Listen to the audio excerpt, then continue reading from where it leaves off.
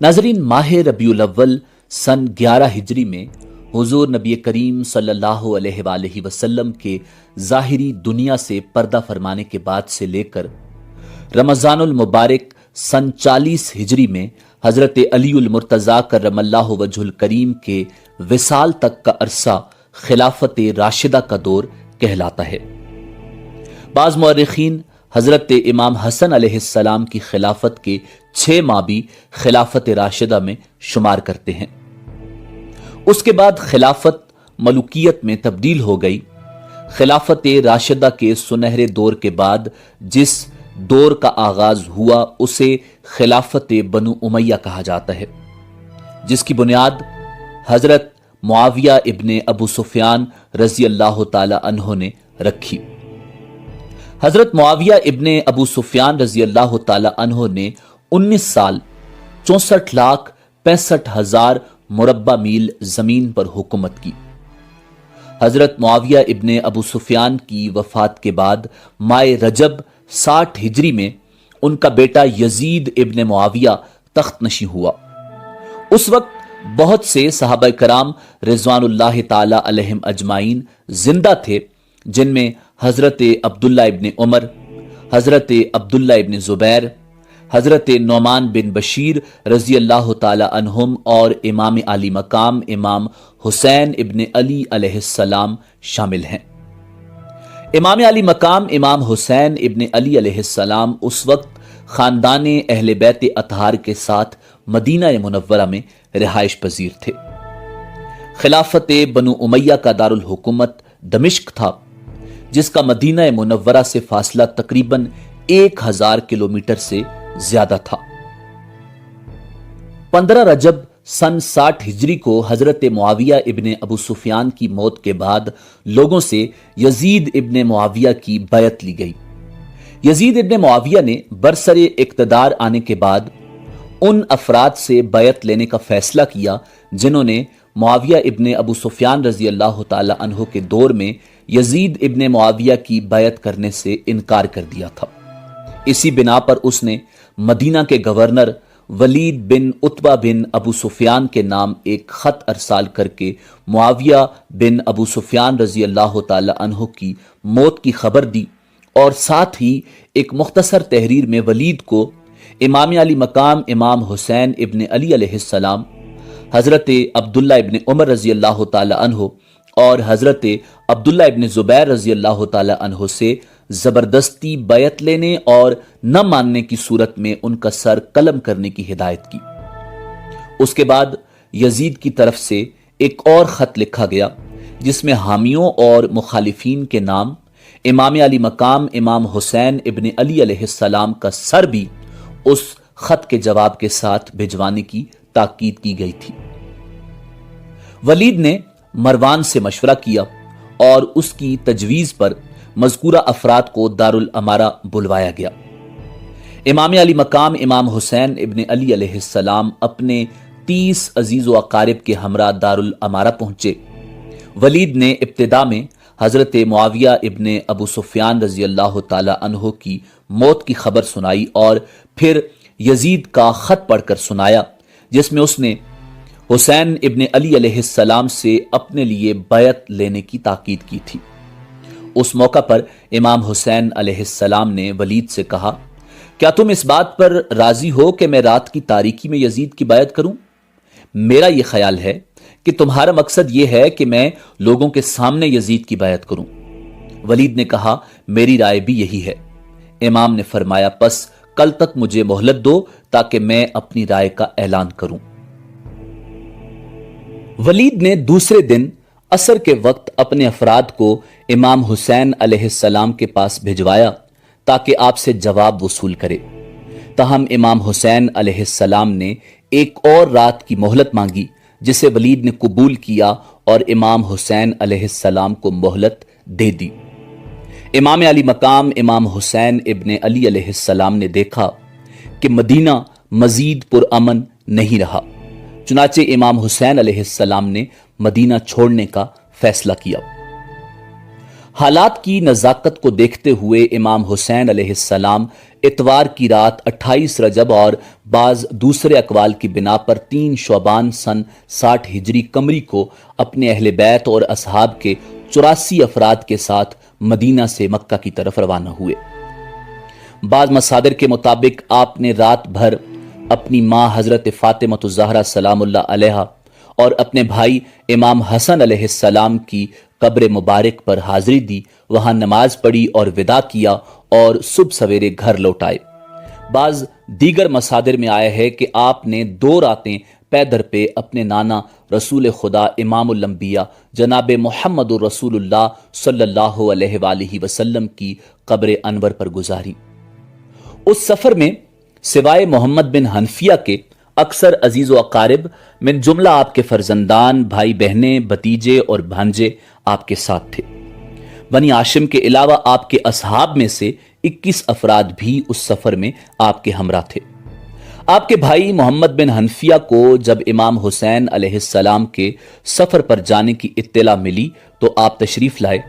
اس موقع پر امام حسین علیہ السلام نے بھائی کے نام تحریری وصیت نامہ لکھا، جس میں یہ لکھا کہ میں خود خواہی یا سیر و تفریح کے لیے مدینہ سے نہیں نکلا، اور نہ ہی میرے سفر کا مقصد فساد اور ظلم ہے، بلکہ میں صرف اپنے جد کی امت کی اصلاح کے لیے نکلا ہوں۔ میں امر بالمعروف اور نہی عن المنکر کا ارادہ رکھتا ہوں۔ میں اپنے جد اور باپ کی سیرت پر چلوں گا۔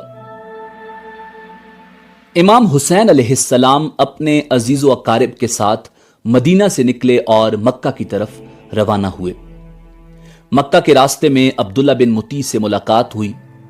اس نے امام کے ارادے کے بارے میں سوال کیا تو امام حسین علیہ السلام نے فرمایا کہ فی الحال مکہ جانے کا ارادہ کر چکا ہوں، وہاں پہنچنے کے بعد خدا سے آئندہ کی خیر کی درخواست کروں گا۔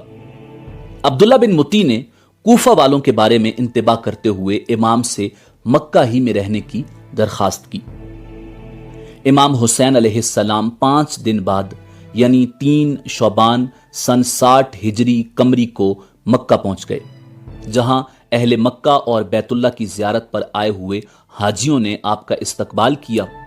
مدینہ سے مکہ کے اس سفر کے دوران آپ نے کئی منازل کو عبور کیا۔ 3 شعبان سے 8 ذی الحج تک یعنی 4 مہینے سے زیادہ مکہ میں قیام پذیر رہے۔ مکہ میں آپ کی تشریف آوری کی خبر سن کر مکہ کے باسی بہت خوش ہوئے اور صبح و شام آپ کے وجود مبارک سے فیض یاب ہوتے رہے۔ امام علی مقام امام حسین ابن علی علیہ السلام کے مکہ پہنچنے کے بعد زیادہ عرصہ نہیں گزرا تھا کہ کوفہ کے لوگوں کو علم ہوا کہ حضرت معاویہ ابن ابو سفیان رضی اللہ تعالی عنہ کی موت واقع ہو گئی ہے، اور امام حسین ابن علی علیہ السلام اور عبداللہ ابن زبیر نے یزید ملعون کی بیعت سے انکار کر دیا ہے۔ اس بنا پر وہ سلیمان بن سرد خزائی کے گھر جمع ہو گئے اور امام حسین کو ایک خط لکھا جس میں آپ کو کوفہ آنے کی دعوت دی گئی۔ اس خط کے بھیجے ہوئے ابھی 2 دن بھی نہیں گزرے تھے کہ کوفہ والوں نے 150 خط امام حسین علیہ السلام کے نام لکھے، جس میں سے ہر ایک پر کم از کم 1 سے 4 افراد کے دستخط تھے۔ اس کے 2 دن بعد اور خط امام حسین کے نام بھیجے گئے۔ ان تمام خطوط میں امام حسین کو کوفہ آنے کی دعوت دی گئی۔ امام حسین علیہ السلام نے ان خطوط کے جواب میں تاخیر کی، یہاں تک کہ ان خطوط کی تعداد بہت زیادہ ہو گئی۔ اس موقع پر آپ نے ایک خط لکھا کہ میں اپنے خاندان میں سب سے زیادہ با اعتماد چچا زاد بھائی کو آپ کی طرف بھیج رہا ہوں تاکہ وہ مجھے آپ لوگوں کے حالات سے آگاہ کرے۔ اگر اس نے مجھے یہ خبر دی کہ آپ لوگ وہی ہو جنہوں نے مجھے خطوط لکھے ہیں تو میں آپ کے پاس آؤں گا۔ امام صرف وہ ہے جو کتاب خدا پر عمل پیرا ہو، عدالت قائم کرے، دین حق پر یقین رکھتا ہو اور اپنے آپ کو خدا کے لیے وقف کرے۔ امام حسین علیہ السلام نے اپنے چچا زاد بھائی مسلم بن عقیل علیہ السلام کو وہ خط دے کر کوفہ روانہ کیا تاکہ وہاں کے حالات کا جائزہ لے اور آپ کو حالات سے آگاہ کرے۔ مسلم بن عقیل 15 رمضان کو خفیہ طور پر مکہ سے نکلے اور 5 شوال کو کوفہ پہنچ کر مختار بن ابی عبیدہ ثقفی کے گھر قیام پذیر ہوئے۔ حضرت مسلم بن عقیل علیہ السلام کی کوفہ پہنچنے کی اطلاع ملتے ہی کوفہ کے لوگ ان کے پاس آنے لگے۔ مسلم بن عقیل انہیں امام کا خط پڑھ کر سناتے اور ان سے امام حسین علیہ السلام کی بیعت لینا شروع کر دی۔ یوں 12,000 یا 18,000 یا 30,000 سے زیادہ لوگوں نے حضرت مسلم بن عقیل علیہ السلام کے ہاتھ پر امام حسین علیہ السلام کی بیعت کی اور آپ کا ساتھ دینے کا وعدہ دیا۔ اس موقع پر مسلم بن عقیل علیہ السلام نے امام حسین علیہ السلام کو ایک خط لکھا جس میں بیعت کرنے والوں کی کثرت کا ذکر کرتے ہوئے امام کو کوفہ آنے کا مشورہ دے دیا۔ جب یزید بن معاویہ کو کوفہ والوں کی امام حسین کی بیعت اور نعمان بن بشیر جو اس وقت کوفہ کا گورنر تھا ان کے ساتھ نرم برتاؤ کا پتہ چلا تو اس نے عبید اللہ ابن زیاد ملون کو جو اس وقت بصرہ کا گورنر تھا کوفہ کی گورنری پر منصوب کیا۔ ابن زیاد کوفہ آنے کے بعد امام حسین کی بیعت کرنے والوں کی تلاش اور قبائلی سرداروں کو ڈرانا دھمکانا شروع کیا۔ تاریخی اسناد سے معلوم ہوتا ہے کہ لوگ عبید اللہ ابن زیاد کے کارندوں کے پروپیگنڈوں سے ڈر کر مسلم بن عقیل سے دور ہونے لگے، یہاں تک کہ رات کے وقت تک مسلم بن عقیل تنہا رہ گئے اور چھپنے کے لیے کوئی جگہ بھی میسر نہ تھی، اور آخر کار عبید اللہ ابن زیاد ملون کی فوج سے لڑنے کے بعد محمد بن اشعث کی طرف سے امان دینے کے وعدہ سے ہتھیار ڈال دیے اور انہیں پکڑ کر محل لایا گیا۔ لیکن ابن زیاد نے محمد بن اشعث کے امان نامے کی پرواہ کیے بغیر حضرت مسلم بن عقیل علیہ السلام کو شہید کرنے کا حکم دیا۔ حضرت مسلم بن عقیل کو اس حال میں شہید کرنے کا حکم دیا گیا کہ آپ اپنے چچا زاد بھائی امام حسین ابن علی علیہ السلام کو یہ خط لکھ چکے تھے کہ کوفہ کے حالات آپ کے حق میں ہیں، لوگ آپ کی بیعت کر رہے ہیں اور بیعت کرنے والوں کی تعداد بہت زیادہ ہے، اور اچانک یزید بن معاویہ ملعون نے حالات یکسر تبدیل کر دیے، کوفہ کے گورنر کو اتار دیا جو نعمان بن بشیر تھے اور ان کی جگہ عبید اللہ ابن زیاد ملعون کو کوفہ کا گورنر بنا دیا، اور اس نے حالات تبدیل کرتے ہوئے لوگوں کو گرفتار کرنا شروع کر دیا، قتل کرنا شروع کر دیا اور مسلم بن عقیل کو شہید کرنے کا حکم دے دیا۔ کوفہ کے حالات بالکل تبدیل ہو گئے۔ نعمان بن بشیر کو معزول کر دیا گیا اور عبید اللہ ابن زیاد ملعون کو کوفہ کا حاکم مقرر کر دیا گیا۔ کوفہ پہنچ کر اس نے اعلان کیا کہ جو لوگ مسلم بن عقیل سے اپنی وفاداریاں توڑ لیں گے انہیں امان دی جائے گی۔ اس کے بعد ہر محلے کے رئیس کو بلایا اور اپنے اپنے علاقے کے امن و امان کا ذمہ دار قرار دے کر حضرت مسلم بن عقیل کی جائے پناہ کی تلاش شروع کر دی۔ اس وقت مسلم بن عقیل ایک محب آل بیت حضرت ہانی بن عروہ رضی اللہ تعالی عنہ کے ہاں چلے گئے۔ عبید اللہ ابن زیاد نے حضرت ہانی بن عروہ کو بلا کر مسلم بن عقیل کو پیش کرنے کا حکم دیا۔ حضرت ہانی بن عروہ نے انکار کر دیا، جس پر ان کو گرفتار کر دیا گیا اور ان پر تشدد کیا گیا۔ کوفہ میں افواہ پھیل گئی کہ حضرت ہانی بن عروہ کو قتل کر دیا گیا ہے۔ یہ خبر سنتے ہی حضرت مسلم بن عقیل نے 18,000 ہمنواؤں کے ساتھ ابن زیاد کے محل کا محاصرہ کر لیا۔ ابن زیاد کے پاس اس وقت صرف 50 آدمی موجود تھے، چنانچہ اس نے حکمت سے کام لیا اور ان رؤسائے کوفہ کی ترغیب سے لوگوں کو منتشر کرنے میں کامیاب ہو گیا۔ آخر کار مسلم بن عقیل کے ساتھ صرف 30 آدمی رہ گئے۔ مجبوراً مسلم بن عقیل نے ایک بڑھیا کے گھر پناہ لی، لیکن اس بڑھیا کے بیٹے نے انعام کے لالچ میں آ کر خود جا کر ابن زیاد کو اطلاع کر دی۔ عبید اللہ ابن زیاد لعین نے یہ اطلاع پا کر مکان کا محاصرہ کر لیا۔ حضرت مسلم بن عقیل علیہ السلام تنہا لڑنے پر مجبور ہوئے۔ جب زخموں سے چور ہو گئے تو محمد بن اشعث نے امان دے کر گرفتار کر لیا، لیکن آپ کو جب ابن زیاد کے سامنے پیش کیا گیا تو اس نے امان کے وعدہ کو پس پشت ڈالتے ہوئے آپ کے قتل کا حکم دے دیا۔ مسلم بن عقیل نے محمد بن اشعث سے کہا کہ میرے قتل کی اطلاع میرے بھائی امام حسین ابن علی علیہ السلام تک پہنچا دینا اور انہیں میرا یہ پیغام بھی پہنچا دینا کہ اہل کوفہ پر ہرگز بھروسہ نہ کریں اور جہاں تک پہنچ چکے ہوں وہیں سے واپس چلے جائیں۔ محمد ابن اشعث نے اپنا وعدہ پورا کیا اور ایک قاصد حضرت امام حسین علیہ السلام کی طرف روانہ کر دیا۔ راوی بیان کرتے ہیں کہ امام علی مقام امام حسین ابن علی علیہ السلام نے آسمان کی طرف دیکھ کر اللہ سے دعا کی کہ اے اللہ میرے نانا کے دین کی حفاظت فرما اور اسے زندہ و آباد رکھ۔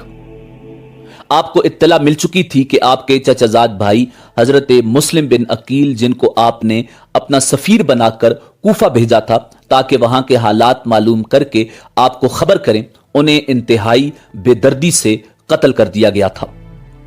کوفہ کے لوگ جو آپ کو بار بار خطوط بھیج رہے تھے وہ گورنر کوفہ ابن زیاد کے خوف یا لالچ سے حضرت مسلم بن عقیل کو تنہا چھوڑ کر گئے اور کوفہ کی گلیوں سے بالکل ناواقف حضرت مسلم بن عقیل ابن زیاد کے ایک سپہ سالار نے ان کو امان کا وعدہ دے کر گرفتار کیا اور بعد میں انہیں کوفہ کے محل کی چھت سے دھکا دے کر شہید کر دیا گیا۔ اپنے چچا زاد بھائی حضرت مسلم بن عقیل کی شہادت کا صدمہ اور کوفہ والوں کی بے وفائی کا افسوس آپ کو آگے بڑھنے پر مجبور کر رہا تھا اور مقصد اتنا بڑا تھا کہ آپ پیچھے ہٹ نہیں سکتے تھے۔ امام علی مقام امام حسین ابن علی علیہ السلام کو کوفہ سے سینکڑوں خطوط موصول ہوئے۔ ان کے جواب میں آپ نے مسلم بن عقیل کو بھیجا اور انہیں کوفہ والوں نے شہید کر دیا۔ حضرت عبداللہ بن جعفر عمر بن سعد حاکم مکہ کا سفارشی خط لے کر امام علی مقام امام حسین ابن علی علیہ السلام سے ملے اور انہیں بتایا کہ کوفہ کے لوگوں پر اعتماد مناسب نہیں۔ عمر بن سعد اس بات کا وعدہ کرتا ہے کہ آپ مکہ لوٹ آئیں تو میں یزید کے ساتھ آپ کے معاملات طے کرا دوں گا اور آپ کو کوئی نقصان نہیں پہنچے گا، لیکن آپ نے اس مشورہ کو ماننے سے انکار کر دیا اور اپنے ضمیر کی آواز کے مطابق سفر کوفہ جاری رکھنے کا فیصلہ کیا۔ مجبور ہو کر عبداللہ بن جعفر واپس ہو گئے مگر اپنے بیٹوں اون و محمد کو ساتھ رہنے دیا۔ راستے میں مشہور شاعر فرزدق آپ سے ملا اور امام حسین ابن علی علیہ السلام سے عرض کی، لوگوں کے دل آپ کے ساتھ ہیں اور تلواریں بنو امیہ کے ساتھ۔ قضائے الہی آسمان سے اتری ہے اور اللہ تعالیٰ جو چاہتا ہے کرتا ہے، لیکن آپ نے اس کے باوجود سفر کو بدستور جاری رکھا۔ ابن زیاد ملعون جو کوفہ پر اسی لیے حاکم مقرر کیا گیا تھا کہ وہ امام حسین ابن علی علیہ السلام کے مقابلے میں سخت سمجھا گیا، اس کو جب حضرت حسین ابن علی علیہ السلام کی روانگی کی اطلاع ملی تو اس نے اپنے ایک سپہ سالار ابن نمیر کو آگے بھیجا کہ قادسیہ پہنچ کر مقابلے کی تیاری کرے۔ امام علی مقام جب مقام حاجر پر پہنچے تو اہل کوفہ کے نام ایک خط لکھ کر حضرت قیس کے ہاتھ روانہ کیا۔ خط میں اپنے آنے کی اطلاع اور جس کام کے لیے ان کو اہل کوفہ نے بلایا تھا اس میں پوری کوشش کرنے کی ہدایت تھی۔ حضرت قیس جب یہ خط لے کر قادسیہ تک پہنچے تو یہاں ابن زیاد کی فوج کے انتظامات تھے، ان کو گرفتار کر کے ابن زیاد کے پاس بھیج دیا گیا۔ ابن زیاد نے ان کو حکم دیا کہ قصر امارت کی چھت پر چڑھ کر معاذ اللہ امام حسین ابن علی علیہ السلام پر سب و شتم اور لعن طعن کریں۔ حضرت قیس چھت پر چڑھ گئے اور اللہ تعالیٰ کی حمد و ثنا کے بعد بآواز بلند کہا کہ اے اہل کوفہ، حسین ابن علی رسول کریم صلی اللہ علیہ وآلہ وسلم کی صاحبزادی سیدہ فاطمہ الزہرا سلام اللہ علیہا کے صاحبزادے اور اس وقت خلق اللہ میں سب سے بہتر ہیں، میں تمہاری طرف ان کا بھیجا ہوا قاصد ہوں، وہ مقام حاجر تک پہنچ چکے ہیں، تم ان کا استقبال کرو۔ اس کے بعد ابن زیاد کو برا بھلا کہا اور حضرت علی کرم اللہ وجہ الکریم کے لیے دعائے مغفرت کی۔ ابن زیاد ان کی دلیری اور جانبازی پر حیران رہ گیا، حکم دیا کہ ان کو قصر کی بلندی سے نیچے پھینک دیا جائے۔ ظالموں نے اس کے حکم کی تعمیل کی، حضرت قیس نیچے گر کر ٹکڑے ٹکڑے ہو گئے۔ امام علی مقام امام حسین ابن علی علیہ السلام کوفہ کی طرف بڑھ رہے تھے۔ راستے میں ایک پڑاؤ پر اچانک عبداللہ ابن متی سے ملاقات ہوئی۔ حضرت حسین ابن علی علیہ السلام کو دیکھ کر کھڑے ہو گئے اور عرض کیا، میرے ماں باپ آپ پر قربان ہوں، آپ کہاں جا رہے ہیں اور کیا مقصد ہے؟ امام نے اپنا ارادہ بتایا۔ حضرت عبداللہ نے عرض کیا کہ اے ابن رسول اللہ، میں تمہیں اللہ کا اور عزت اسلام کا واسطہ دے کر کہتا ہوں کہ آپ اس ارادہ سے رک جائیں۔ میں آپ کو اللہ کی قسم دیتا ہوں اور حرمت قریش اور حرمت عرب کا واسطہ دیتا ہوں کہ اگر آپ بنی امیہ سے ان کے اقتدار کو لینا چاہیں گے تو وہ آپ کو قتل کر دیں گے، اور اگر خدا نخواستہ انہوں نے آپ کو قتل کر ڈالا تو پھر دنیا میں کوئی ایسا نہ رہے گا جس سے ان کو کوئی خوف ہو۔ بخدا آپ کی بقا کے ساتھ اسلام کی اور قریش کی اور پورے عرب کی حرمت اور عزت وابستہ ہے۔ آپ ایسا ہرگز نہ کریں اور کوفہ نہ جائیں، اپنی جان کو بنی امیہ کے حوالے نہ کریں۔ مگر امام علی مقام امام حسین ابن علی علیہ السلام نے اپنا ارادہ ملتوی نہ کیا اور کوفہ کی طرف روانہ ہو گئے۔ کوفہ سے آنے والی خبریں سن کر امام حسین علیہ السلام نے اپنے ساتھیوں کو جمع کر کے فرمایا کہ اہل کوفہ نے ہمیں دھوکہ دیا اور ہمارے متبعین ہم سے پھر گئے، اب جس کا جی چاہے واپس ہو جائے، میں کسی کی ذمہ داری اپنے سر لینا نہیں چاہتا۔ اس اعلان کے ساتھ راستے سے ساتھ ہونے والے لوگ سب چلے گئے اور اب امام حسین علیہ السلام کے ساتھ صرف وہی لوگ رہ گئے جو مکہ سے ان کے ساتھ آئے تھے۔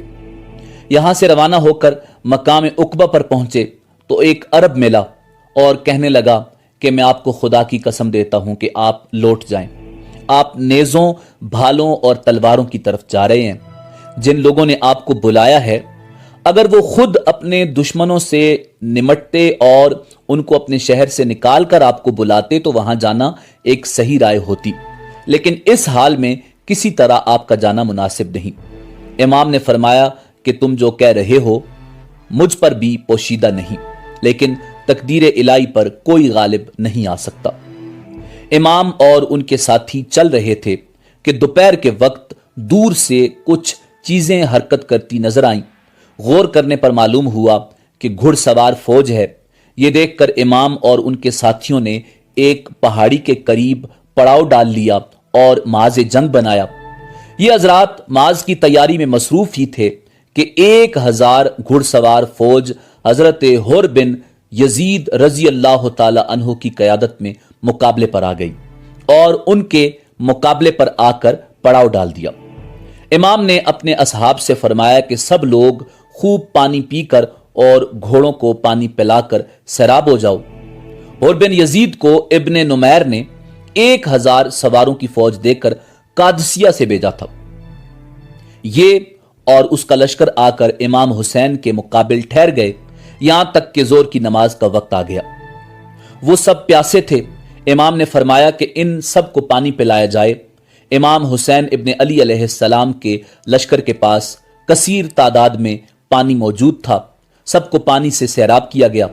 امام نے اپنے مؤذن کو آذان دینے کا حکم دیا اور سب نماز کے لیے جمع ہو گئے تو امام نے فریق مقابل کو سنانے کے لیے ایک تقریر فرمائی جس میں حمد و صلات کے بعد فرمایا، اے لوگو، میں اللہ تعالیٰ کے سامنے اور تمہارے سامنے یہ عذر رکھتا ہوں کہ میں نے اس وقت تک یہاں آنے کا ارادہ نہیں کیا تھا جب تک تمہارے بے شمار خطوط اور وفود میرے پاس نہیں پہنچے، جن میں بیان کیا گیا تھا کہ اس وقت تک ہمارا کوئی امام اور امیر نہیں، آپ آ جائیں تو امید ہے کہ اللہ تعالیٰ آپ کو ہماری ہدایت کا ذریعہ بنا دیں۔ میں تمہارے بلانے پر آ گیا، اب اگر تم اپنے وعدوں اور عہدوں پر قائم ہو تو میں تمہارے شہر کوفہ میں جاتا ہوں، اور اگر اب تمہاری رائے بدل گئی ہے تو میرا آنا تمہیں ناگوار ہے تو میں جہاں سے آیا تھا وہیں واپس چلا جاتا ہوں۔ تقریر سن کر سب خاموش رہے۔ امام نے مؤذن کو اقامت کہنے کا حکم دیا اور حر بن یزید سے مخاطب ہو کر فرمایا، اپنے لشکر کے ساتھ علیحدہ نماز پڑھو گے یا ہمارے ساتھ؟ حر نے کہا، نہیں، آپ ہی نماز پڑھائیں، ہم سب آپ کے پیچھے نماز پڑھیں گے۔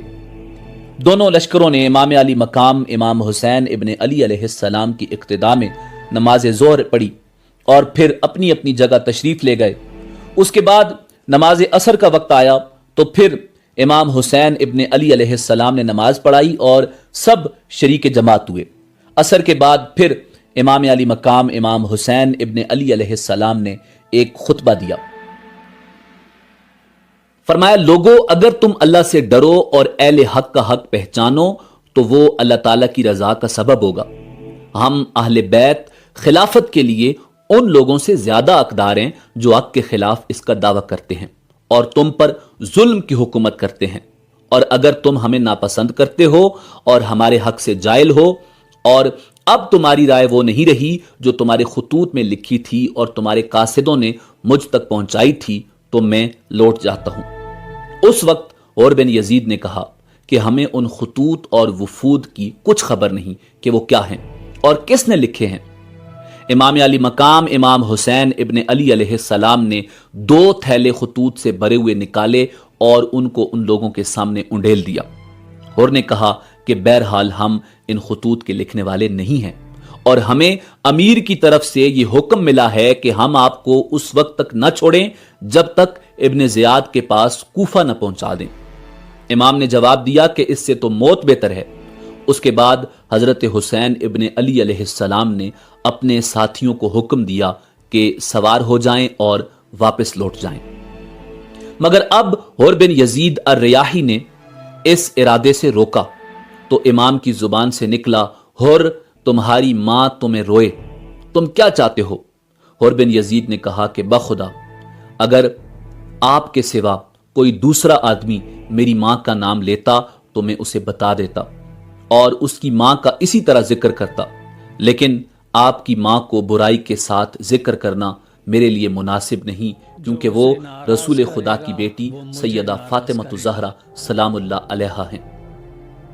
حضرت حسین نے فرمایا کہ اچھا بتاؤ تمہارا کیا ارادہ ہے؟ اور بن یزید نے کہا کہ ارادہ یہ ہے کہ آپ کو ابن زیاد کے پاس پہنچا دوں۔ امام نے فرمایا تو پھر میں تمہارے ساتھ ہرگز نہیں جا سکتا۔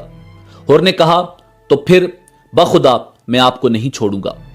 کچھ دیر تک یہی بحث ہوتی رہی، پھر اور بن یزید نے کہا کہ مجھے آپ سے قتال کرنے کا حکم نہیں دیا گیا، بلکہ حکم یہ ہے کہ میں آپ سے اس وقت تک جدا نہ ہوں جب تک آپ کو کوفہ میں ابن زیاد کے پاس نہ پہنچا دوں۔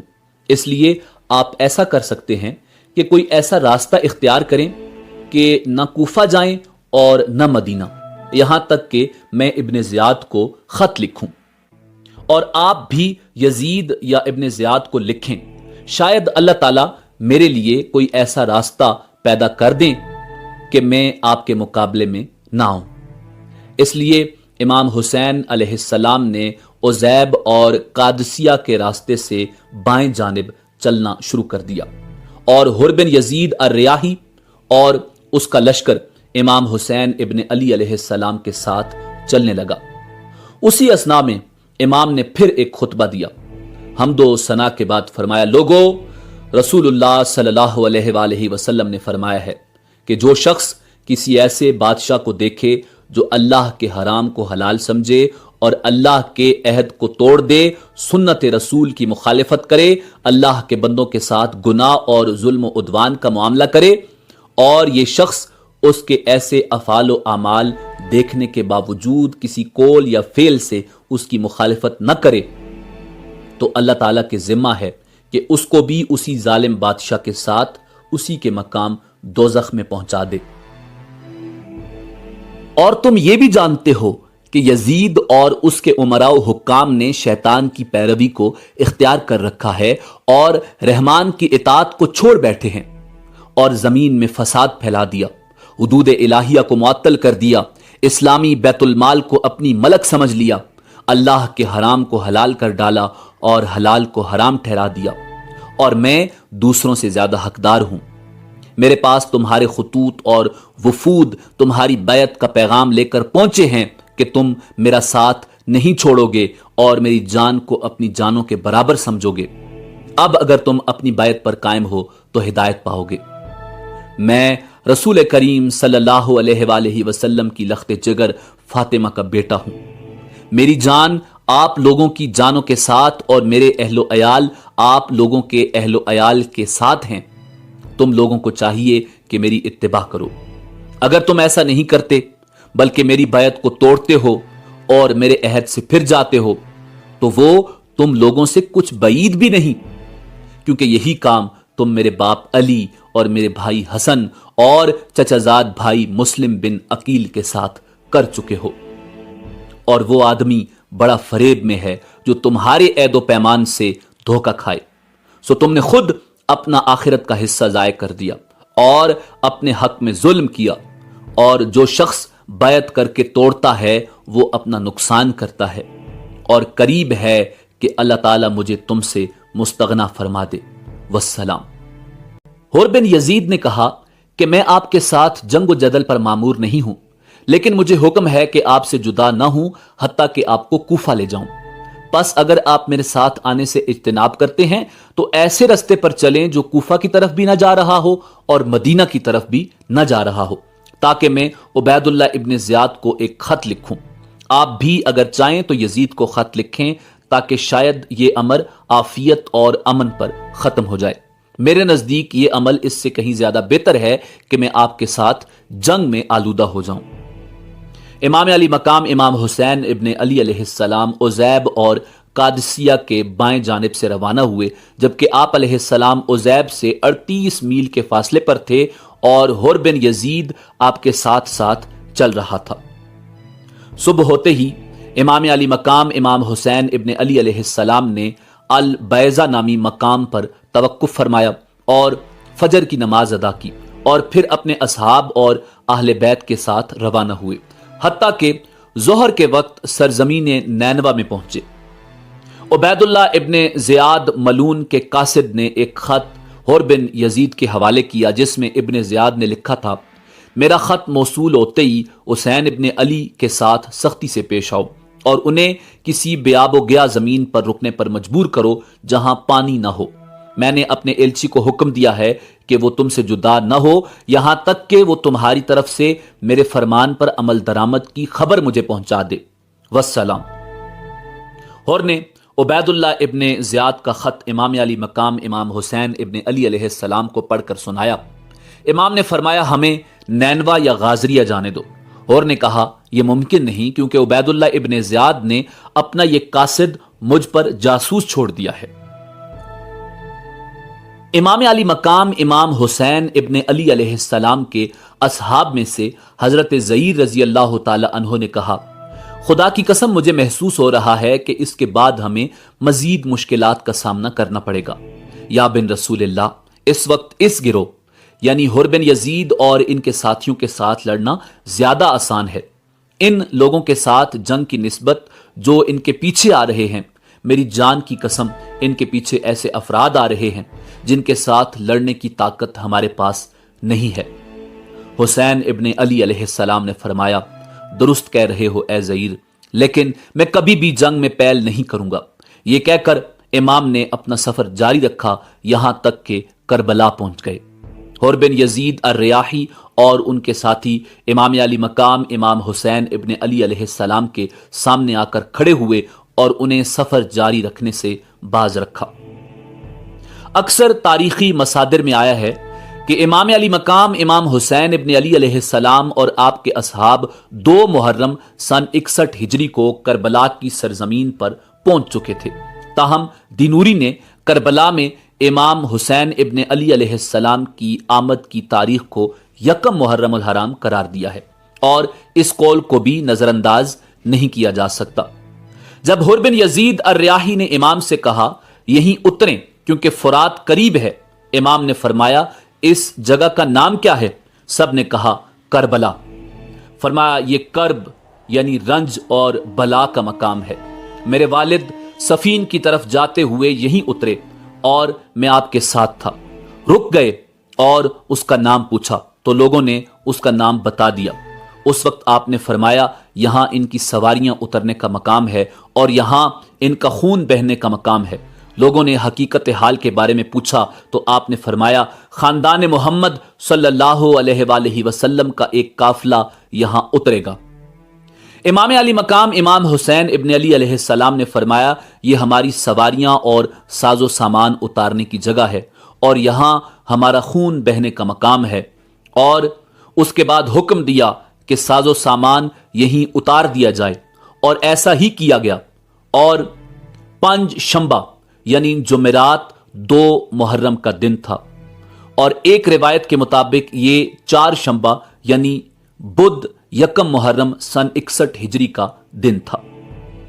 منقول ہے کہ کربلا میں پڑاؤ ڈالنے کے بعد امام نے اپنے فرزندوں، بھائیوں اور اہل خانہ کو اکٹھا کیا اور سب پر ایک نگاہ ڈالی اور روئے اور فرمایا، خداوند ہم تیرے نبی کی اطرت اور خاندان ہیں جنہیں اپنے شہر و دیار سے نکال باہر کیا گیا ہے، اور حیران و پریشان اپنے نانا رسول اللہ صلی اللہ علیہ وآلہ وسلم کے حرم سے نکالا گیا ہے، اور بار خدایا بنو امیہ نے ہمارے خلاف جاہریت کی ہے، خداوند پس ان سے ہمارا حق لے لے اور ظالموں کے خلاف ہماری نصرت فرما۔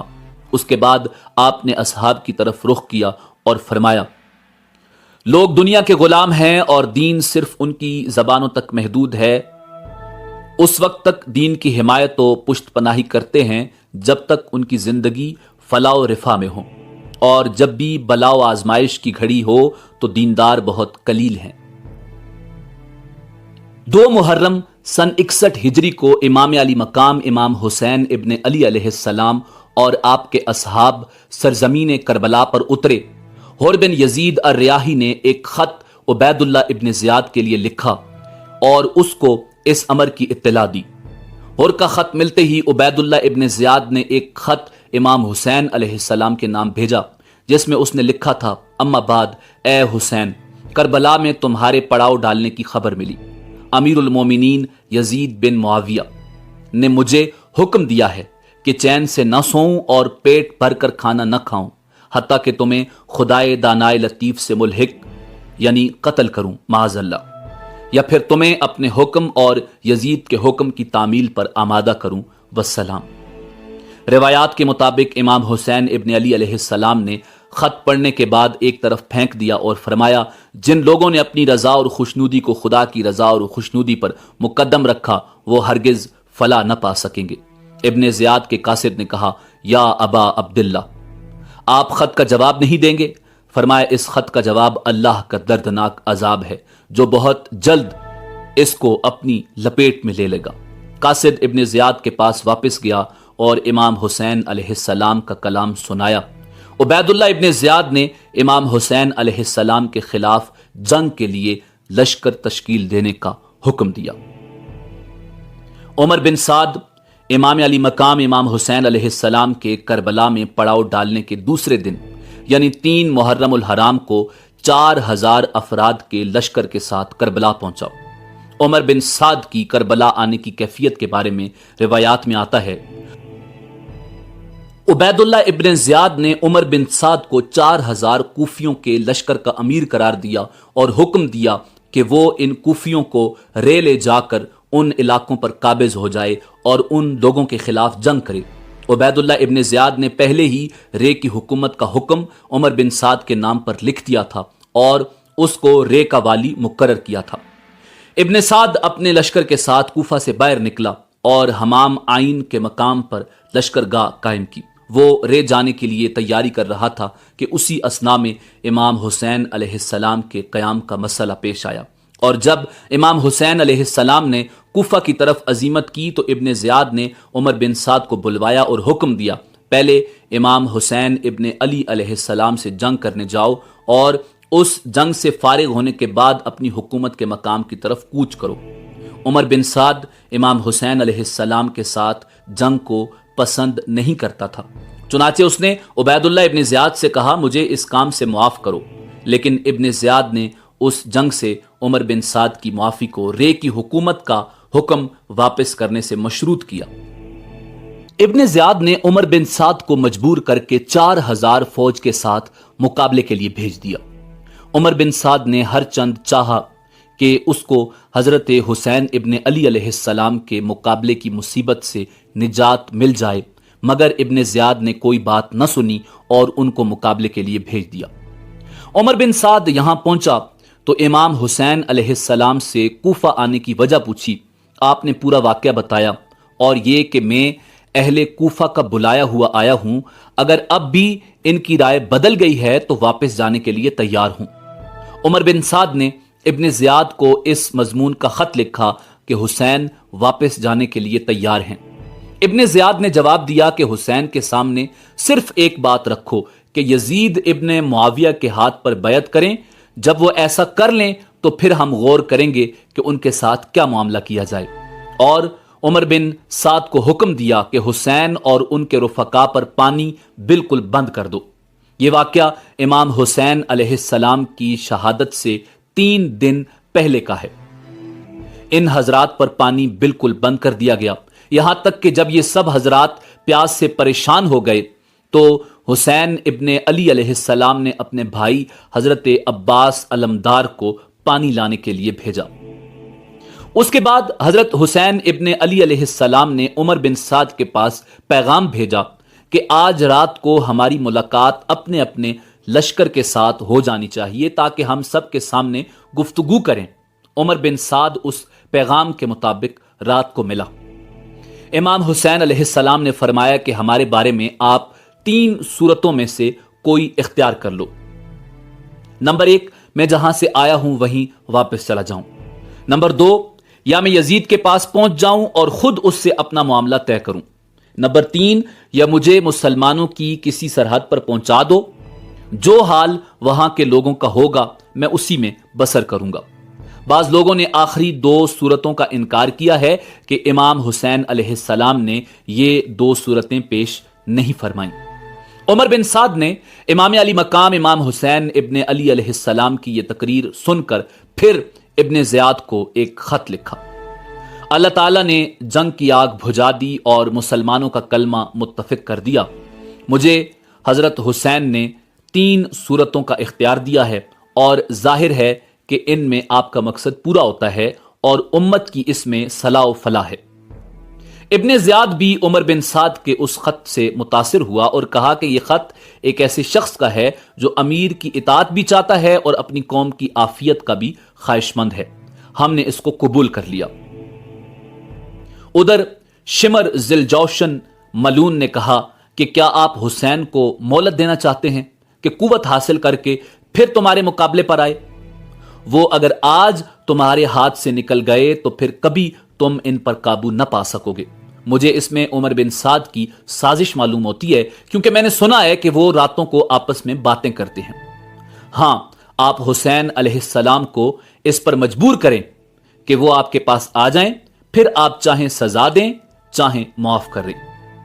ابن زیاد نے شمر ذوالجوشن ملعون کی رائے قبول کر کے عمر بن سعد کو اسی مضمون کا خط لکھا اور خود شمر ذوالجوشن ہی کے ہاتھ عمر بن سعد کے پاس وہ خط بھیجا اور یہ ہدایت کر دی کہ اگر عمر بن سعد اس حکم کی تعمیل فوراً نہ کرے تو اس کو قتل کر دیا جائے اور اس کی جگہ تم یعنی شمر ذوالجوشن لشکر کا امیر ہو۔ اس نے لکھا کہ میں نے تمہیں اس لیے نہیں بھیجا کہ تم جنگ سے بچو یا ان کو مہلت دو یا ان کی سفارش کرو۔ اگر حسین اور ان کے ساتھی میرے حکم پر صلح کرنا اور میرے پاس آنا چاہتے ہیں تو ان کو صحیح سالم یہاں پہنچا دو، ورنہ ان سے جنگ کرو، یہاں تک کہ ان کو قتل کرو، مسلح کرو، کیونکہ وہ اس کے مستحق ہیں۔ پھر قتل کے بعد ان کو گھوڑوں کی ٹاپوں میں رونڈ ڈالو۔ اگر تم نے ہمارے اس حکم کی تعمیل کی تو تم کو ایک فرما بردار کی طرح انعام ملے گا، اور اگر اس کی تعمیل نہیں کرتے تو ہمارے لشکر کو فوراً چھوڑ دو اور چارج شمر ذوالجوشن کے سپرد کر دو، والسلام۔ شمر ذوالجوشن یہ حکم اور خط لے کر روانہ ہونے لگا تو اس کو خیال آیا کہ حسین ابن علی کے ساتھیوں میں اس کے پھوپھی زاد بھائی عباس، عبداللہ، جعفر اور عثمان بھی ہیں۔ ابن زیاد سے ان چاروں کے لیے امان حاصل کیا اور روانہ ہو گیا۔ شمر نے یہ پروانہ امان کسی قاصد کے ہاتھ ان چاروں بزرگوں کے پاس بھیج دیا۔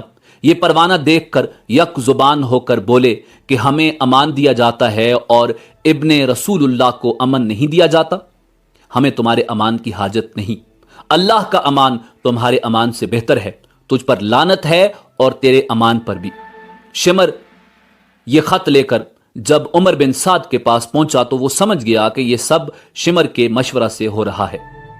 کہنے لگا तुमने बड़ा जुल्म किया कि मुसलमानों का कलमा मुत्तफिक हो रहा था, उसको ख़त्म करके कत्लो कताल का बाजार गर्म कर दिया।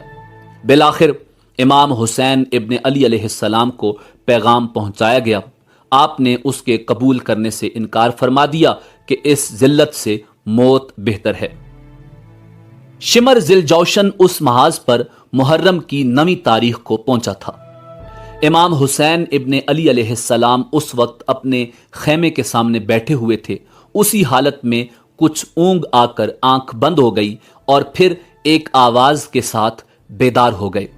आपकी हमशीरा सैयदा ज़ैनब बिनते अली सलामुल्लाह अलैहा ने यह आवाज़ सुनी तो दौड़ी आई और वजह पूछी। फरमाया कि मैंने अपने नाना रसूल खुदा इमामुल अंबिया जनाब मुहम्मदुर रसूलुल्लाह सल्लल्लाहु अलैहि वसल्लम को ख्वाब में देखा है। फरमाया कि तुम अब हमारे पास आने वाले हो। हमशीरा ये सुनकर रो पड़ी। इमाम ने तसल्ली दी। उसी हालत में शिमर का लश्कर सामने आ गया। आपके भाई हजरत अब्बास अलैहिस्सलाम आगे बढ़े और हरीफे मुकाबिल से गुफ्तगू हुई। उसने बिला मोहलत क़िताल का ऐलान सुनाया। हजरत अब्बास ने आकर हुसैन इब्न अली अलैहिस्सलाम को इत्तला दी। इमाम हुसैन अलैहिस्सलाम ने फरमाया कि इनसे कहो कि आज की रात क़िताल मुलतवी कर दो ताकि मैं आज की रात वसीयत और नमाजो दुआ और इस्तग़फ़ार कर सकूं। शिमर और उमर बिन साद ने और लोगों से मशवरा करने के बाद मोहलत दे दी और वापस हो गए। इमाम अली मकाम इमाम हुसैन इब्न अली अलैहिस्सलाम ने अपने अहले बैत और असहाब को जमा करके एक खुतबा दिया जिसमें फरमाया, मैं अल्लाह ताला का शुक्र अदा करता हूँ राहत में भी और मुसीबत में भी। या अल्लाह, मैं आपका शुक्र अदा करता हूँ कि आपने हमें शराफत नबुव्वत से नवाजा और हमें कान और आंख और दिल दिए जिनसे हम आपकी आयत समझें, और हमें आपने कुरान सिखाया और दीन की समझ अता फरमाई। हमें आप अपने शुक्रगुजार बंदों में दाखिल फरमा लीजिए। उसके बाद फरमाया कि मेरे इल्म में आज किसी शख्स के साथी ऐसे वफा शार नेकोकार नहीं हैं जैसे मेरे साथी, और न किसी के अहले बैत मेरे अहले बैत से ज्यादा साबित कदम नजर आते हैं। आप लोगों को अल्लाह मेरी तरफ से जज़ाए खैर अता फरमाए। मैं समझता हूं कि कल हमारा आखिरी दिन है। मैं आप सबको खुशी से इजाजत देता हूं कि सब इस रात की तारीकी में मुतफर्रिक हो जाओ और जहां पना मिले चले जाओ, और मेरे अहले बैत में से एक एक का हाथ पकड़ो और मुख्तलिफ इलाकों में फैल जाओ, क्योंकि दुश्मन मेरा तलबगार है। वो मुझे पाएगा तो दूसरों की तरफ नहीं जाएगा। ये तकरीर सुनकर आपके भाई और औलाद और भाइयों की औलाद और अब्दुल्ला बिन जाफर के साहिबजादे एक जुबान होकर बोले कि वल्लाह हम हरगिज ऐसा न करेंगे, हमें अल्लाह ताला आपके बाद बाकी न रखे। फिर बनु अकील को खिताब करके फरमाया कि तुम्हारे एक बुजुर्ग मुस्लिम बिन अकील शहीद हो चुके हैं, वही काफ़ी हैं, तुम सब वापस हो जाओ, मैं तुम्हें खुशी से इजाज़त देता हूँ। उन्होंने कहा, हम लोगों को क्या मुंह दिखाएंगे कि अपने बुजुर्गों और बड़ों को मौत के सामने छोड़कर अपनी जान बचा लाए, बल्कि वल्लाह हम आप पर अपनी जानें और औलादें और अमवाल कुर्बान कर देंगे। मुस्लिम बिन औसजा ने इसी तरह की एक जोशीली तकरीर की कि जब तक मेरे दम में दम है मैं आपके सामने क़िताल करता हुआ जान दे दूंगा। आपकी हमशीरा सैयदा ज़ैनब बिनते अली सलामुल्लाह अलैहा बेकरार होकर रोने लगी तो आपने तसल्ली दे दी और ये वसीयत फरमाई, मेरी बहन, मैं तुम्हें खुदा की कसम देता हूं कि मेरी शहादत पर तुम कपड़े फाड़ना या सीना कोबी वगैरह हरगिज न करना, आवाज से रोने चिल्लाने से बचना।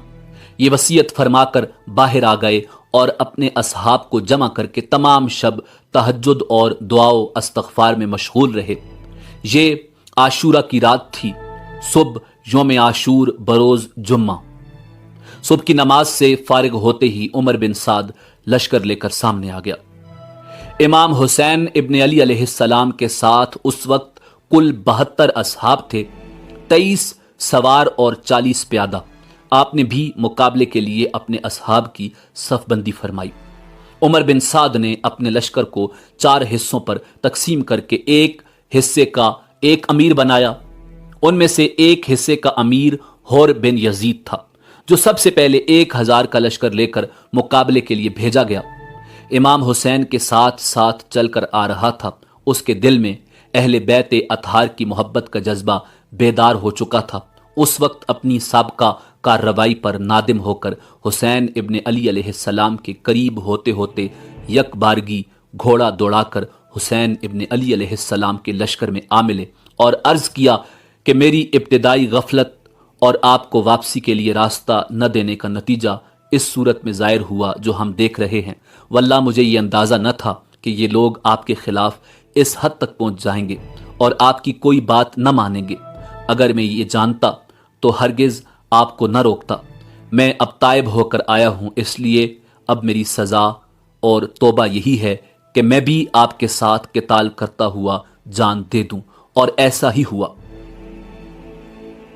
इमाम अली मकाम इमाम हुसैन इब्ने अली अलैहिस्सलाम घोड़े पर सवार हुए और आगे बढ़कर बावाज़े बुलंद फरमाया, लोगों मेरी बात सुनो, जल्दी ना करो ताकि मैं हक़ नसीहत अदा कर दूं जो मेरे ज़िम्मा है, और ताकि मैं तुम्हें अपने यहाँ आने की वजह बता दूं। फिर अगर तुम मेरा उज़्र कबूल करो और मेरी बात को सच्चा जानो और मेरे साथ इंसाफ करो तो इसमें तुम्हारी फलाह व सादत है, और फिर तुम्हारे लिए मेरे क़िताल का कोई रास्ता नहीं। और अगर तुम मेरा उज़्र कबूल न करो तो तुम सब मिलकर मुकर्रर करो अपना काम और जमा कर लो अपने शरीकों को, फिर न रहे तुमको अपने काम में शुबा, फिर कर गुजरो मेरे साथ और मुझको मोहलत न दो।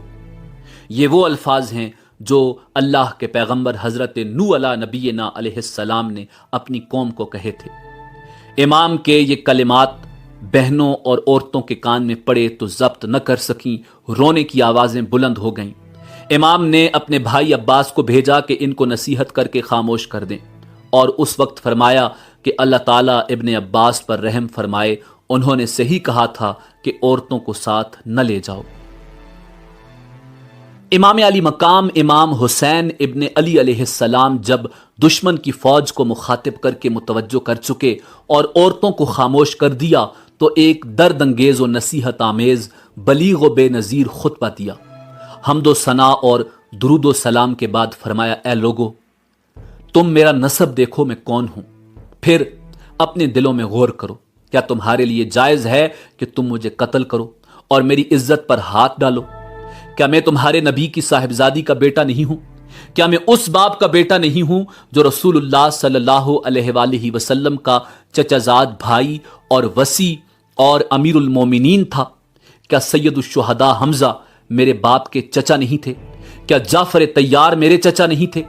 क्या तुम्हें यह हदीस याद नहीं कि रसूलुल्लाह सल्लल्लाहु अलैहि वसल्लम ने फरमाया, अल हसन वल हुसैन सैयदा शबाब अहलिल जन्ना। अगर तुम मेरी बात की तस्दीक करते हो, और वल्लाह मेरी बात बिल्कुल हक है, मैंने उम्र भर कभी झूठ नहीं बोला जब से मुझे ये मालूम हुआ कि इससे अल्लाह ताला नाराज होता है। और अगर तुम्हें मेरी बात का यकीन नहीं तो तुम्हारे अंदर ऐसे लोग मौजूद हैं जिनसे इसकी तस्दीक हो सकती है। पूछो जाबिर बिन अब्दुल्ला से, पूछो अबू सईद या सहल बिन साद से, पूछो जैद बिन अरकम या अनस से, वो तुम्हें बताएंगे कि बेशक ये बात उन्होंने रसूलुल्लाह सल्लल्लाहु अलैहि वसल्लम से सुनी है। क्या ये चीज़ें तुम्हारे लिए मेरा खून बहाने से रोकने को काफ़ी नहीं? मुझे बताओ कि मैंने किसी को कत्ल किया है जिसके कसास में मुझे कत्ल कर रहे हो, या मैंने किसी का माल लूटा है या किसी को जख्म लगाया है? उसके बाद इमाम अली मकाम इमाम हुसैन इब्ने अली अलैहिस्सलाम ने रऊसाए कूफा का नाम लेकर पुकारा, ए शीस बिन रबई, ए हिजाज बिन अल बहर, ए कैस बिन अशस, ए जैद बिन हारिस, क्या तुम लोगों ने मुझे बुलाने के लिए खतूत नहीं लिखे? ये सब लोग मुकर गए कि हमने नहीं लिखे। हुसैन इब्ने अली अलैहिस्सलाम ने फरमाया कि मेरे पास तुम्हारे खतूत मौजूद हैं। उसके बाद फरमाया, ए लोगो, अगर तुम मेरा आना पसंद नहीं करते तो मुझे छोड़ दो, मैं किसी ऐसी ज़मीन में चला जाऊं जहां मुझे अमन मिले। कैस बिन अशस ने कहा कि आप अपने चचाजाद भाई इब्ने ज़ियाद के हुक्म पर क्यों नहीं उतर आते? फिर आपके भाई हैं, आपके साथ बुरा सलूक नहीं करेंगे। इमाम ने फरमाया कि मुस्लिम बिन अकील के कत्ल के बाद भी तुम्हारी यही राय है? वल्लाह मैं कभी उसको कबूल न करूंगा। ये फरमाकर हुसैन इब्ने अली अलैहिस्सलाम घोड़े से उतर आए। اس کے بعد زئیر بن القیون کھڑے ہوئے اور ان لوگوں کو نصیحت کی کہ آل رسول کے خون سے باز آ جائیں، اور بتایا کہ اگر تم اپنی اس حرکت سے باز نہ آئے اور ابن زیاد کا ساتھ دیا تو خوب سمجھ لو کہ تم کو بھی ابن زیاد سے کوئی فلاح نہ پہنچے گی، وہ تم کو بھی قتل کر دے گا۔ ان لوگوں نے زئیر کو برا بلا کہا اور ابن زیاد کی تعریف کی اور کہا کہ ہم تم سب کو قتل کر کے ابن زیاد کے پاس بھیجیں گے۔ زئیر نے پھر کہا، ظالموں، اب بھی ہوش میں آؤ۔ فاطمہ سلام اللہ علیہا کا بیٹا حسین ابن علی سمیہ زانیہ کے بیٹے ابن زیاد سے زیادہ محبت و اکرام کا مستحق ہے۔ اگر تم ان کی امداد نہیں کرتے تو ان کو ان کے حال پر چھوڑ دو۔ جب گفتگو طویل ہونے لگی تو شمر ذل جوشن ملون نے پہلا تیر مارا۔ اس کے بعد حر بن یزید جو اب تائب ہو کر امام حسین علیہ السلام کے لشکر میں شامل ہو گئے تھے، آگے بڑھے اور لوگوں کو خطاب کیا۔ فرمایا، اے اہل کوفہ، تم ہلاک و برباد ہو جاؤ۔ کیا تم نے ان کو اس لیے بلایا تھا کہ وہ آ جائیں تو تم ان کو قتل کرو؟ تم نے کہا تھا کہ ہم اپنی جان و مال آپ پر قربان کریں گے، اور اب تم ہی ان کے قتل کے در پہ ہو۔ ان کو اس کی بھی اجازت نہیں دیتے کہ خدا کی طویل و عریض زمین میں کہیں چلے جائیں جہاں ان کو اور اہل بیت کو امن ملے۔ ان کو تم نے قیدیوں کی مثل بنا لیا ہے اور دریائے فرات کا جاری پانی ان پر بند کر دیا ہے، جس کو یہودی، نصرانی، مجوسی سب پیتے ہیں۔ حسین ابن علی علیہ السلام اور ان کے اہل بیت پیاس سے بے ہوش ہو رہے ہیں۔ تم نے محمد الرسول اللہ صلی اللہ علیہ وآلہ وسلم کے بعد ان سے ان کی اولاد کے بارے میں نہایت شرمناک سلوک کیا۔ اللہ تعالیٰ قیامت کے روز تم کو پیاسا رکھے اگر توبہ نہ کرو اور اپنی حرکت سے باز نہ ہو۔ اب حر بن یزید الریاحی پر بھی تیر پھینکے گئے، وہ واپس آ گئے، حسین ابن علی علیہ السلام کے آگے کھڑے ہو گئے۔ اس کے بعد تیر اندازی کا سلسلہ شروع ہو گیا، پھر گھمسان کی جنگ ہوئی، فریق مخالف کے بھی کافی آدمی مارے گئے۔ حسین ابن علی علیہ السلام کے رفقا بھی شہید ہوئے۔ حر بن یزید نے حسین ابن علی علیہ السلام کے ساتھ ہو کر شدید قتال کیا، بہت سے دشمنوں کو واصل جہنم کیا۔ مسلم بن اوسجا زخمی ہو کر گر گئے۔ حبیب بن مظاہر ان کے پاس آئے اور کہا کہ جنت کی خوشخبری تمہارے لیے ہے۔ اگر میں یہ جانتا کہ میں بھی تمہارے پیچھے شہید ہونے والا ہوں تو میں تم سے تمہاری وصیت پوچھتا۔ انہوں نے کہا، ہاں، ایک وصیت کرتا ہوں۔ حسین ابن علی علیہ السلام کی طرف اشارہ کر کے فرمایا، جب تک زندہ ہو ان کی حفاظت کرنا۔ اس کے بعد شکی و بدبخت لعین شمر نے چاروں طرف سے امام اور ان کے رفقا پر حملہ بول دیا۔ امام حسین علیہ السلام کے رفقا نے بڑی بہادری سے مقابلہ کیا۔ کوفہ کے لشکر پر جس طرف حملہ کرتے تھے میدان صاف ہو جاتا تھا۔ جب عروہ بن قیس نے یہ حالت دیکھی تو عمر بن سعد سے مزید فوج طلب کی اور شیس بن ربی سے کہا کہ تم کیوں نہیں آگے بڑھتے؟ اس وقت شیس سے نہ رہا گیا اور کہا، تم سب گمراہ ہو۔ ابن علی جو اس وقت روئے زمین پر سب سے بہتر ہیں، ان سے قتال کرتے ہو اور سمیہ زانیہ کے لڑکے ابن زیاد کا ساتھ دیتے ہو۔ عمر بن سعد نے جو فوج اور تازہ دم دستے منگوائے، یہ آ کر مقابلے پر ڈٹ گئے۔ اصحاب حسین نے ان کا نہایت بہادری سے مقابلہ کیا اور گھوڑے چھوڑ کر میدان میں پیادہ آ گئے۔ اس وقت بھی حر بن یزید نے سخت قتال کیا۔ اب دشمن نے خیموں میں آگ لگانا شروع کر دی۔ امام علی مقام امام حسین ابن علی علیہ السلام کے اکثر رفقا شہید ہو چکے تھے اور دشمن کے دستے امام حسین علیہ السلام کے قریب پہنچ چکے تھے۔ حضرت ابو شمامہ رضی اللہ تعالی عنہ نے عرض کیا کہ میری جان آپ پر قربان ہو، میں چاہتا ہوں کہ آپ کے سامنے قتل کیا جاؤں، لیکن یہ دل چاہتا ہے کہ ظہر کا وقت ہو چکا ہے، یہ نماز ادا کر کے پروردگار کے سامنے جاؤں۔ امام حسین علیہ السلام نے بآواز بلند فرمایا کہ جنگ ملتوی کرو، ہم نماز پڑھ لیں۔ ایسی گمسان کی جنگ میں کون سنتا تھا؟ طرفین سے قتل و قتال جاری تھا اور ابو شمامہ اسی حالت میں شہید ہو گئے۔ اس کے بعد امام حسین علیہ السلام نے اپنے چند اصحاب کے ساتھ نماز ظہر صلاۃ الخوف کے مطابق ادا فرمائی۔ نماز کے بعد پھر قتال شروع ہوا۔ اب یہ لوگ امام حسین علیہ السلام تک پہنچ چکے تھے۔ آپ کے اصحاب آپ کے سامنے آ کر کھڑے ہو گئے اور سب تیر اپنے بدن پر کھاتے رہے، یہاں تک کہ زخموں سے چور ہو کر گر گئے۔ اس وقت زئیر بن القیون نے حضرت حسین ابن علی علیہ السلام کی مدافعت میں سخت قتال کیا، یہاں تک کہ وہ بھی شہید ہو گئے۔ اس وقت امام حسین علیہ السلام کے پاس بجز چند رفیقوں کے کوئی نہ رہا تھا، اور یہ رفقا بھی دیکھ رہے تھے کہ ہم نے حضرت حسین علیہ السلام کے سامنے شہید ہونا ہے۔ وہ جانتے تھے کہ ہم حسین کو بچا نہیں سکتے اور نہ خود بچ سکتے ہیں۔ ان میں سے ہر ایک کی خواہش تھی کہ حسین کے سامنے پہلے شہید ہو جائیں، اس لیے ہر شخص نہایت شدت و شجاعت سے مقابلہ کر رہا تھا۔ اسی دوران امام علی مقام امام حسین ابن علی علیہ السلام کے بڑے صاحبزادے جناب علی اکبر علیہ السلام یہ شعر پڑھتے ہوئے آگے بڑھے: میں علی بن حسین بن علی ہوں، قسم ہے رب کعبہ کی کہ ہم رسول اللہ صلی اللہ علیہ وآلہ وسلم سے قریب تر ہیں۔ کم بخت مرہ نے ان کو نیزہ مار کر گرا دیا، پھر کچھ اور شکی آگے بڑھے اور لاش کے ٹکڑے کر دیے۔ امام علی مقام امام حسین ابن علی علیہ السلام سامنے آئے اور کہا: خدا اس قوم کو برباد کرے جس نے تجھ کو قتل کیا ہے۔ یہ لوگ اللہ تعالیٰ کے معاملے میں کیسے بے وقوف ہیں، تیرے بعد اب زندگی پر خاک ہے۔ ان کی لاش اٹھا کر خیمے کے پاس لائی گئی۔ عمر بن سعد نے قاسم بن حسن علیہ السلام کے سر پر تلوار ماری، وہ گرے اور ان کے منہ سے نکلا: یا عم، اے میرے چچا جان۔ تو امام علی مقام امام حسین ابن علی علیہ السلام نے دوڑ کر ان کو سنبھالا اور عمر بن سعد پر تلوار سے حملہ کیا۔ کونی سے اس لعین کا ہاتھ کٹ گیا۔ امام اپنے بھتیجے قاسم کی لاش کو اپنے کندھے پر اٹھا کر لائے اور اپنے بیٹے اور دوسرے اہل بیت کے برابر لٹا دیا۔ اب امام حسین علیہ السلام تنہا بے یار و مددگار رہ گئے، لیکن ان کی طرف بڑھنے کی کسی کو ہمت نہیں ہوئی۔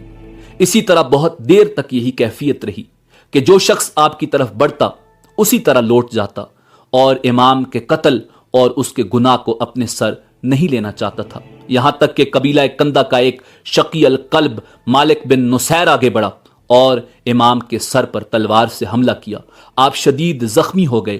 اپنے چھوٹے صاحبزادے جناب علی اصغر کو بلایا اور اپنی گود میں بٹھا لیا۔ ایک بدنصیب نے ان کو بھی تیر مار کر شہید کر دیا۔ امام حسین ابن علی علیہ السلام نے اس معصوم کا خون لے کر زمین پر بکھیر دیا اور اپنے چہرہ انور پر لگایا اور دعا کی: یا اللہ، تو ہی ان ظالموں سے ہمارا انتقام لے۔ اس وقت امام کی پیاس حد کو پہنچ چکی تھی۔ آپ پانی پینے کے لیے دریائے فرات کے قریب تشریف لے گئے۔ ظالم ابن نمیر نے آپ کے منہ پر نشانہ لگا کر تیر پھینکا، جو آپ کو لگا اور دہن مبارک سے خون جاری ہو گیا۔ ان للہ و انا الیہ راجعون۔ اس کے بعد شمر 10 آدمی ساتھ لے کر امام علی مقام امام حسین ابن علی علیہ السلام کی طرف بڑھا۔ امام حسین علیہ السلام شدید پیاس اور اتنے زخموں کے باوجود ان کا دلیرانہ مقابلہ کر رہے تھے، اور جس طرف حسین علیہ السلام بڑھتے یہ بھاگتے نظر آتے تھے۔ اہل تاریخ نے کہا ہے کہ یہ ایک بے نظیر واقعہ ہے کہ جس شخص کی اولاد اور اہل بیت قتل کر دیے گئے ہیں، اس کو خود شدید زخم لگے ہوئے ہوں اور وہ پانی کے ایک ایک قطرہ سے محروم ہو، اور وہ اس قوت اور ثابت قدمی سے مقابلہ کر رہا ہو جس طرف رخ کرتا ہے مسلح سپاہی بھیڑ بکریوں کی طرح بھاگنے لگتے ہیں۔ شمر نے جب یہ دیکھا کہ امام کے قتل کرنے سے ہر شخص بچنا چاہتا ہے تو آواز دی کہ سب یک بارگی حملہ کرو۔ اس پر بہت سے بدنصیب آگے بڑھے، نیزوں اور تلواروں سے یک بارگی حملہ کیا، اور یہ ابن رسول اللہ خیر خلق اللہ فی الارض ظالموں کا دلیرانہ مقابلہ کرتے ہوئے شہید ہو گئے۔ ان للہ و انا الیہ راجعون۔ شمر نے خولی بن یزید اور سنان ابن انس کو کہا کہ ان کا سر کاٹ لو۔ خولی بن یزید آگے بڑھا اور ہاتھ کانپ گئے۔ پھر شکی بدبخت سنان ابن انس نے یہ کام انجام دیا۔ آپ کی لاش کو دیکھا تو 33 زخم نیزوں کے اور 34 زخم تلواروں کے آپ کے بدن پر تھے، تیروں کے زخم ان کے علاوہ۔ امام علی مقام امام حسین ابن علی علیہ السلام کی شہادت کے بعد ظالم بیمار کربلا امام زین العابدین کی طرف بڑھے۔ شمر نے ان کو قتل کرنا چاہا۔ حمید بن مسلم نے کہا بچے کو چھوڑ دو، وہ مریض ہے۔ شمر نے چھوڑ دیا۔ عمر بن سعد آگے آیا اور کہنے لگا عورتوں کے خیمے کے پاس کوئی نہ جائے اور اس مریض بچے کو چھوڑ دو۔ ابن زیاد شکی کا حکم تھا کہ قتل کے بعد حسین ابن علی علیہ السلام کی لاش کو گھوڑوں کی ٹاپوں سے روندا جائے۔ عمر بن سعد نے چند سواروں کو حکم دیا اور ان لعینوں نے یہ بھی کر ڈالا۔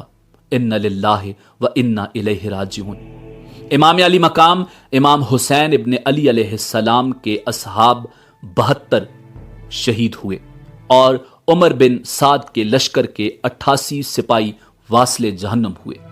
امام علی مقام امام حسین ابن علی علیہ السلام اور ان کے رفقا کو بنی اسد نے چند روز بعد دفن کیا۔